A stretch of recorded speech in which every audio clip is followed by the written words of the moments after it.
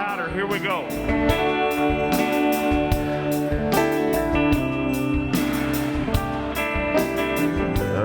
Jump off, ain't nobody gonna know. Let me hear you, man. Can't see, I got a bill.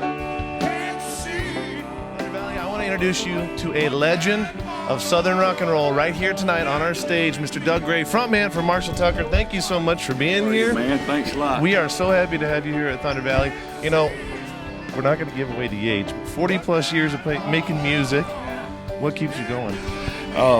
Doing interviews with people with newer cameras, because the newer they are, the less they know about it. And look at them, they start shaking back and forth. I don't have to do it. They're following. You know, the good thing is the microphone's good. I got the cameraman singing. He's going to be right with the whole thing. Man, what are we going to do?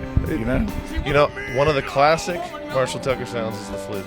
I got to know how this all happened many years ago. How did the flute come in to be such an important instrument and part of the band? Well, back in Roman times, okay, what happened was the flute was one of those things that they could make noise with. Now, when we started, we had all, been in high school together, and then Jerry left, and he had taken band horn, and that's what he knew how to play. So when we started, I'd gotten back from Vietnam, Toy had gotten back from Vietnam, and we said, hell, what are we going to work during the day, okay? And I said, well, I really hate to do that, but if we must, we must. And so we called Jerry up. He was in California, and we said, come on back. Toy really insisted that he come back, and we didn't know that it was going to be a flute. We just wanted saxophone, because we were used to playing beach music, okay? Right. And beach music's Temptation stuff and stuff like that. So we were prepared to do anything that was necessary to make it and go on the road, because that was the only way we could figure to have beer every weekend, okay? Okay, I read a story, and I want to know if it's true. How did the name Marshall Tucker Band become the name of the band? I heard there's a story about a key, and tell me the story.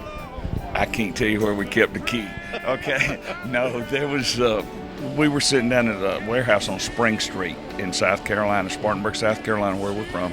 And this promoter came down and he says, man, we got to have a name. We're going to put you on the marquee to open for Wet Willie Band and Allman Brothers Band.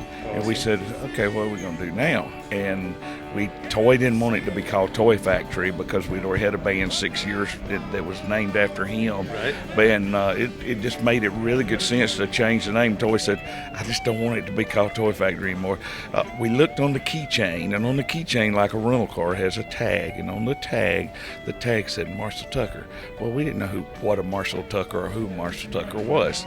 Well, we said, just put Marshall Tucker up for the weekend.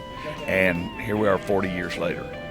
Marshall Tucker was a blind pianist who had rented the space before you guys, and now here it is 40 years later. Yeah, and he just retired from being the choir director at the church for 40 years. God bless him, and God bless you. Thank you so much for being here at Thunder Valley. Right here, Marshall Tucker Band tonight, live, Thunder Valley.